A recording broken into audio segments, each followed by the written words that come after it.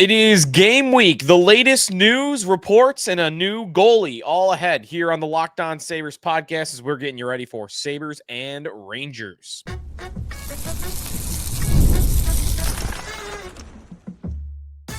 You're Locked On Sabres, your daily podcast on the Buffalo Sabres. Part of the Locked On Podcast Network, your team every day. What is up, everybody, and welcome into this Monday edition of the Locked On Sabres podcast, and thanks for making us your first listen every day. Free and available wherever you get your podcasts. You can check us out on our YouTube channel where you can watch the show, hit the like and subscribe button there, and also great time of year to get in our Locked On Sabres text club with the season approaching, a couple of days away. Always fun hanging out with everybody in the text club. If you would like to sign up for that and you are not already a part of it, you can go over to joinsubtext.com/LockedOnSabres. Head over there and join us for the 25-26 season. News updates, stuff throughout the game, thoughts, observations, your questions, a lot of good stuff in there, and would love to have you. So join subtext.com/LockedOnSabres for that. Today's episode is presented by FanDuel Sportsbook. Download the FanDuel app right now by visiting FanDuel.com and win $300 in bonus bets if your first $5 bet wins. Sneaky Joe DiBiase here on a Monday. It's game week. We're getting you ready for Sabres and Rangers in a couple of days. We've got a practice to talk about today, injury updates, a waiver claim that is very interesting as well. And also a little bit later on today's show, I got a couple of thoughts on the new Connor McDavid extension, whether that has any impact on Alex Tuck and the whole NHL marketplace. McDavid going for a shorter term deal. Very interesting. I got some thoughts on that later on at the back of today's show as well. So, Here we go. The start of the season, and optimism, I think, is in the air. Fans are feeling, I think, hopeful about this year. More and more people that I'm reading are saying, all right, this is a team. This is a good team that should be able to compete for a playoff spot this year. If not, grab one and take it. I did last week a show going through all the people that were projecting the Sabres to make the playoffs, and there's a good amount of them. Another one, I often will reference the Evolving Hockey site on this channel, and Evolving Wild, the guys over there, they have the Sabres finishing in second place in the Atlantic Division. You can check out their write-up on it. 98 points. So more and more, you're seeing people bring their projections to the table as the season is, by the way, Sabres start on Thursday. The NHL gets rolling Tuesday night. So, I mean, I've got my fantasy hockey draft tonight. It is full speed ahead in the next couple of days. I don't know. Maybe we should be scoreboard watching right away at the beginning of the year. I'm not opposed to that. I mean, if you really want to get dialed in and invested in the year, I mean, that's a part of it. All right. So tomorrow night, all right, go Chicago against Florida. Go Montreal, Toronto. I guess it doesn't really matter one way or the other. So I guess at least Chicago in the first one, but we'll figure that out as we go. Maybe Pittsburgh over the Rangers because you think the Rangers are more likely to commit. Whatever. It's very early in that. Enjoy the hockey. So, lot to get to on today's show. We are going to get to the updates from practice and the guys that are on the ice for the Buffalo Sabres. But just before we got rolling here, before we start recording, the Sabres made a move that I want to lead the show with because it's an interesting little move the Sabres just made. There's some good and some bad to it. The good is I think the Sabres just added a player that could actually play for them early in the year, and it might go well. There's a chance, at least, of it going well. The Sabres claiming on waivers Colten Ellis, goaltender of the St. Louis Blues.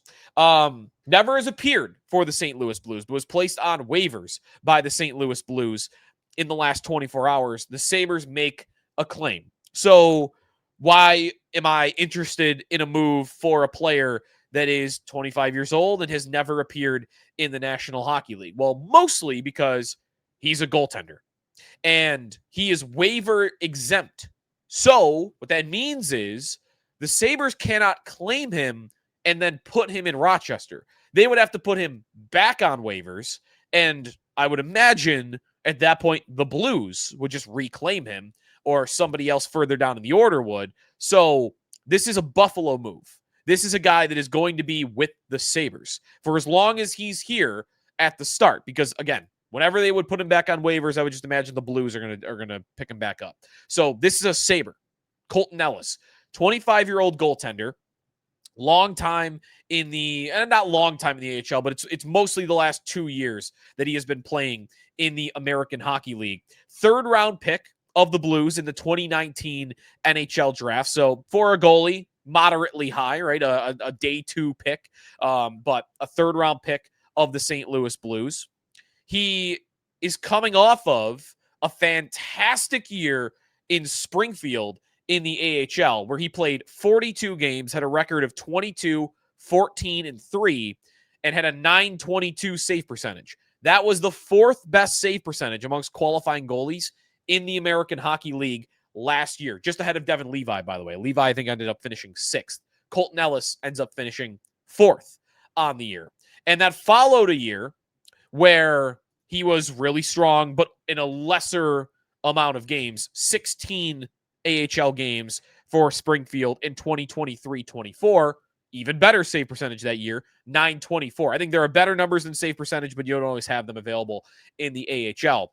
That same year, by the way, he also played 21 games in the ECHL for the Orlando Solar Bears. If you care, he had a .923 save percentage there. So the last 2 years, mostly in the AHL, but a little bit in the ECHL as well, this guy has performed really, really well. As a 3rd round pick who, as a goalie, 25 is not really, really young. It's about when guys start taking that jump to the National Hockey League. This is a prime age where goalies go through the minors, they do their development. When you want to make your jump, all right, 24, 25. Like that's a sweet spot. So that could be in play here for Ellis, who just had his best season of development. So smaller goalie, 6'1", 191 pounds. He's not big. So we'll see what he looks like. Is he one of these athletic guys, crazy athletic guys like Devin Levi? Is it more technical? We'll get a look at him and practices and probably in games. The good news is, I think it's very possible that Colten Ellis, if I can give him last year, he's the 4th best goalie in the AHL. I think it's very possible, after what we just saw in the preseason and what we knew about Alex Georgiev last year, mostly in San Jose, that the 4th best goalie in the AHL is a better option for the Buffalo Sabres right now than Alex Georgiev is. And what it is, even if you don't want to buy that because this guy has never played a second of NHL hockey, all right, it's another dart throw. It's another kick at the can. Let's see if this guy can be an answer in goal, where goalie can be random and you never know what you're going to get with a guy. So I'm like, and he's free. He's free, and if it doesn't work out, you put him back on waivers, he probably goes back to St. Louis. So, or to Springfield, really. So this is fine. This is a good move, and I think you're going to see him play. I think you're going to see him play, and I think he's a nice plan B to Alex Georgiev, given that Ukko-Pekka Luukkonen is still not on the ice. And I don't know how much you could trust Georgiev right now to play. I think you give him a couple of starts, and if it goes poorly, you give Ellis a couple of starts, and whoever looks better, that's who you ride with Alex Lyon for the foreseeable future. And right now, I might want to bet on Ellis being more likely to produce than Georgiev. The bad news about this signing is that it can't mean good things for UPL. That the injury, he can't be close, because if he was days away, a week away, then they're not bringing in another goaltender, I don't think. And then you would have 4 NHL goaltenders. I think you might see UPL on IR. I wonder what kind of update we get for him. All that we have at the moment is that Lindy Ruff said he is unlikely for the opener. So Colten Ellis, all right, they'll get a couple of practices. Maybe he's the backup even on Thursday. It is possible that Alex Georgiev is waived between now and Thursday. So it might not even be a competition. He might just be the new Buffalo Sabres backup for a little bit of time. We'll see how it plays out as the week progresses, but just wanted to pass that along. That was a move right before we got rolling here, and I think it's a little interesting one. He is still, to summarize though, I think when you have a guy at that age, I want to be a little open to, all right, there might be something here. And his last 2 years in the minors tell you that he might be tracking towards that, but we'll see. All right. So UPL, that's the injury update on him. He's not likely to play on Thursday against the New York Rangers. What about everybody else? The blue line is super banged up. We got the Zach Benson injury that has been going on. Lines today at practice, and all the injury updates that we got for Thursday. That's coming up here on the Locked On Sabres podcast. Today's episode of the Locked On Sabres podcast is presented by Monarch Money. Most people can't name where all their financial accounts or even what they're worth, whether it's 401ks or properties or investments. And when you don't have the full picture, you can end up leaving money on the table. That's why there is Monarch Money. It's an all-in-one personal finance tool that helps bring your entire financial life together in one clean, easy-to-use interface on your laptop or your phone. Monarch's built for people with busy lives. If you've put off organizing your finances, Monarch is for you. Monarch does the heavy lifting for you. You can link all your accounts in minutes, see clear data visuals, get smart categorization of your spending, and finally feel in control of your money without ever touching a spreadsheet. So don't let financial opportunities slip through the cracks. You can use the code LOCKEDONNHL at monarchmoney.com in your browser for half off your first year. That's 50% off your first year at monarchmoney.com. with the code Locked On NHL. All right, the Buffalo Sabres were back at practice on Monday as they are entering a game week, and they're getting ready for the New York Rangers on Thursday, who, by the way, I did do a quick check this morning. They are a lot healthier today than the Buffalo Sabres are. The Rangers that I saw don't really have any injuries to speak of going into the week, and the Sabres have a bunch. So, all right. Let's run through it. The lines today at practice. Josh Norris with Tage Thompson and Zach Benson. Good news on the Benson front. He also was not wearing a non-contact jersey. He was just at practice. Now, when Lindy updated everybody on these injuries, he put Benson in the column of, iffy to play on Thursday along with Matthias Samuelsson. But I feel like I'd be surprised if Benson is not going to play on Thursday, given that he's back on the ice already. He's not wearing the red jersey or whatever. I feel like Benson's going to play. So good news there. He was on the ice with their top line.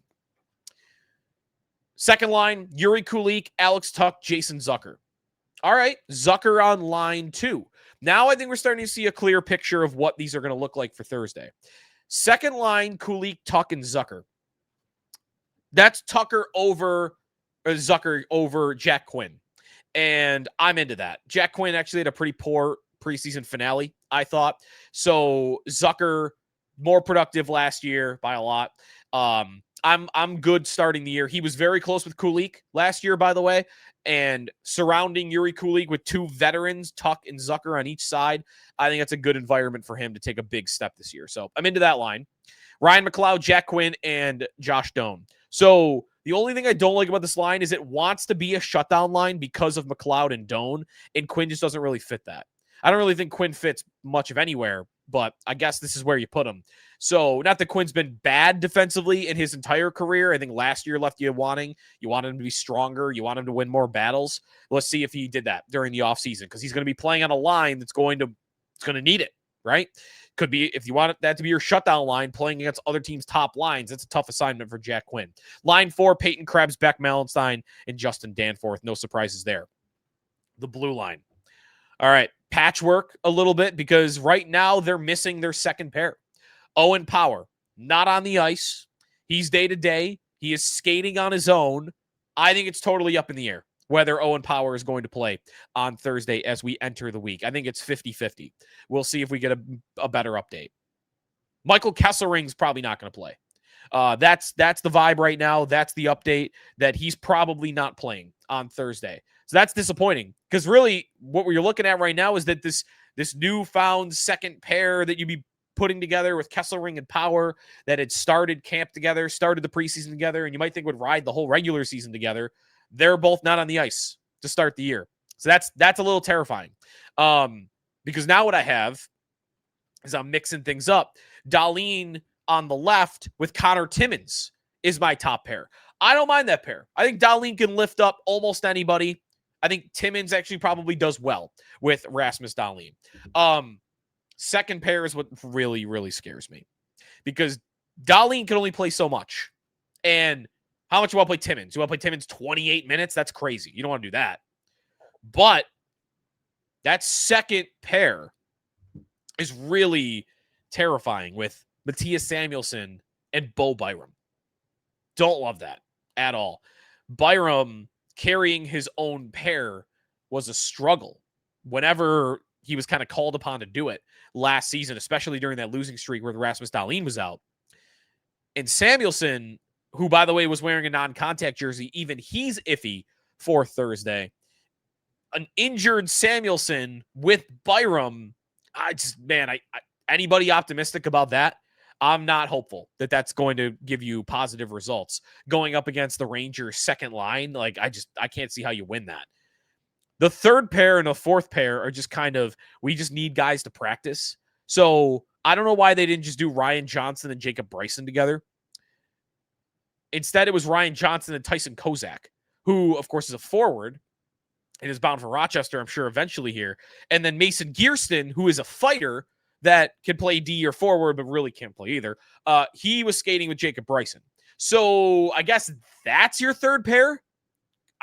I thought Ryan Johnson was having a really good camp. So it'd be weird to me if he wasn't in the opening night lineup with all of the injuries that they have. But when I look at those two pairings, I mean, one of them's got a forward on it.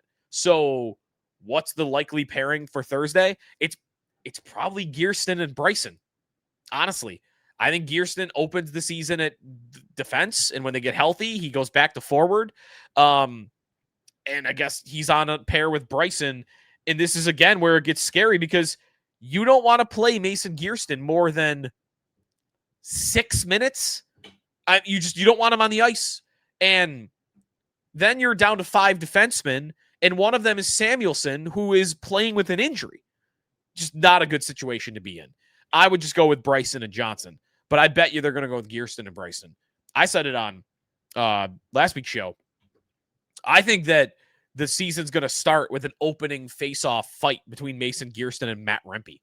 I legitimately think that is going to happen on Thursday. So I think he finds his way into the lineup. I just guess I thought it'd be fourth line forward instead of third pair defense, but here they are. Third pair defense. Yikes. It's a tough looking blue line. And then obviously the UPL injury that we already went through. It's a lot of injuries. Man, that second pair. Samuelsson and Byram. Godspeed to Rasmus Dahlin and probably Connor Timmins, hoping that they can lug 25 minutes at least, and it's got to probably be more than that. All right, that's the start of the year. We'll see if we get a better update on Owen Power. Everybody, fingers crossed that Owen Power is going to be able to play in this game against the New York Rangers. When we come back, I got some thoughts on the McDavid signing and how it impacts Alex Tuch and the whole NHL marketplace. That when we return here on the Locked On Sabres podcast. Locked On Sabres presented by FanDuel Sportsbook. Hockey this week. Tomorrow, you got games. So, you got a couple of 7 o'clock games. You got a night game. A lot to look at. Sabres, of course, on Thursday. Football is here. We know that. FanDuel has an offer that you don't want to miss. Right now, new customers can bet just $5 and get $300 in bonus bets if you win. That's right. Just pick a bet. Put down $5. If it hits, you unlock $300 in bonus bets to use across the app. Go check out some of those hockey bets. Tomorrow night, the Panthers are really injured. I'm just saying, I don't think Chicago's good, but you can get really good odds. They played 5, by the way. Chicago, a young team, probably not a great team. Florida's a great team, but banged up. It'll be an emotional night, but we'll see what kind of crowd they get, by the way, 5 o'clock. So I kind of like Chicago with a lot of odds in that one. So check it out. FanDuel Sportsbook. What are you waiting for? Visit FanDuel.com. Download the FanDuel app today and get started with that $5 bet for $300 in bonus bets if you win. Check it out. FanDuel.com for FanDuel Sportsbook. Wrapping things up here on the Locked On Sabres podcast with a little McDavid talk because he signed. Been waiting for these dominoes to drop in the marketplace. And, if I'm an NHL player that was waiting for these dominoes to fall. If I'm Alex Tuck, if I am Kempe out in LA, if I am, that means a lot of these guys, right? If I'm one of these guys looking for a big deal and I'm waiting for the big guys to set the market, I'm really let down by the McDavid contract.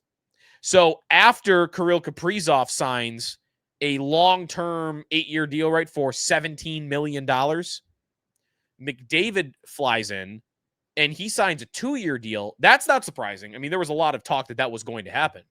But $12.5 million for Connor McDavid? What? $4.5 million lower than Kaprizov signed for?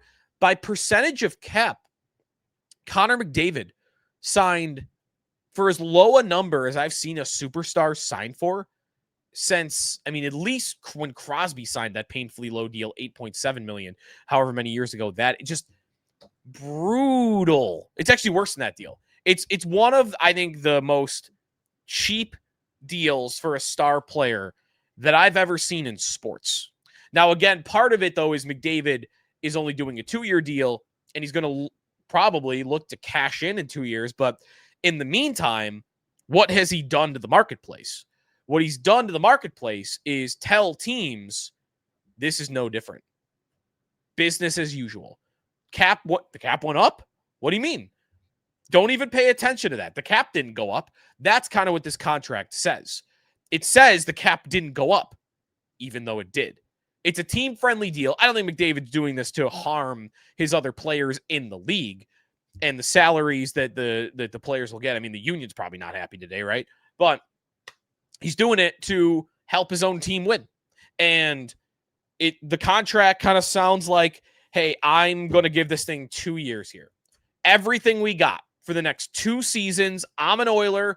I'm locked in. Give me everything I need to win. I'm trying to win rings. I'm trying to cement my legacy as one of the best players in this league's history, and I want some hardware to go with all my stats. So, all right, I'm going to take $6 million less than I'm probably worth, probably more than that, because that's going to help us build a better team. That's going to give me a better left winger this season than I otherwise would have at my disposal. So, like, all right, here's all the room you need, Edmonton. Let's go. Let's go win a Stanley Cup. That's what McDavid is doing. And he's doing it for 2 years because in 2 years, if it doesn't work out, he can go, okay, well, fine. See ya. I'm going to Tampa. Or, hey, it worked. All right, cool. Now I can sign for 20, right? Everyone cool here? I'm going to sign for 23. He could cash in then. But in the meantime, what happens in the marketplace is I don't think Alex Tuck can go to the Buffalo Sabres now and say, I want $11 million. And a week ago, I don't think that would have been that crazy because that's where the salaries are going. Everybody's got all this cap space. Eichel's worth 17. Kaprizov signed for 17. McDavid's worth 20. If those guys are all in that neighborhood, Alex Tuck getting 11, not that unreasonable. But when McDavid's making 12 and a half, that's just a roadblock I can't see these players getting over. There's no way that an Alex Tuck is going to go into a meeting with Kevin Adams and say, I want $1 million less than Connor McDavid got. Even if you have all the right reasons behind it of, well, this is why McDavid signed for this, and I'm signing for 8 years, so it's not really the same. I get it, but sometimes it can just get boiled down to, I'm not giving you $1 million less than the best player on planet Earth. You're Alex Tuck. You're a great player, but come on. You're not making McDavid money with us. So here you go. Let's do 9. That argument gets a lot stronger today after what happened to Connor McDavid. So the odds to me that Alex Tuck signs for double-digit millions of dollars a year, I think went down today. And I think that went down for everybody after McDavid signed this deal. So it sounds like McDavid really did a disservice to his players. I mean, he kind of did. Again, though, I get why he did it. He did it because he wants to win, and I'm not going to blast him for that. Nor should anybody. I do want to see him leave Edmonton, so I guess in that way I'm disappointed. But I would be more disappointed if I were if I were Alex Tuck, I would be more disappointed this morning than I am personally. So really interesting contract, really weird, and maybe this is the last 2 years that he's in Edmonton. It's 2-year extension, by the way. So I think what that means, I'm imagining that I read this right, that he's locked up for 3 more years. So that would take him to age 31. He'll still be a great player at 31. He could sign an 8-year deal at 31 easily if he really wants to. Yeah, he's got this year and he's got 2 more years after that. So he will be done with his deal at 2027. It's not updated on Puckpedia where I'm looking, but yeah, 2 more years in addition to what he's got right now, I believe. No, let me double check that. Would you think that's how it works, wouldn't you? Yeah, there it is. Sorry. 2027-28. That's the final year of the deal. So he'll be a free agent on July 1st of 2028 if he makes it that far. All right. That's going to do it for us today here on the Locked On Sabres podcast. We're really hoping for better injury updates in the next couple of days. We'll let you know about that. We'll start looking at the New York Rangers as an opponent as we get towards Thursday. A lot of fun stuff. We'll really check into the season mode coming up in the next couple of shows here in the Locked On Sabres podcast. Be sure to check out Locked On NHL top 100 list. Really cool. Dahlin and Thompson both in the top 40. Really cool there. Check them out. Locked On NHL Game Night. Every game, every night till Stanley Cup Champions crown. They got your preview for the season. And then, there's games tomorrow. So we'll start reacting to games as well. So find Locked On NHL Game Night wherever you listen to your podcast on YouTube as well. And we'll talk to you tomorrow here in the Locked On Sabres podcast, part of the Locked On Podcast Network, your team every day.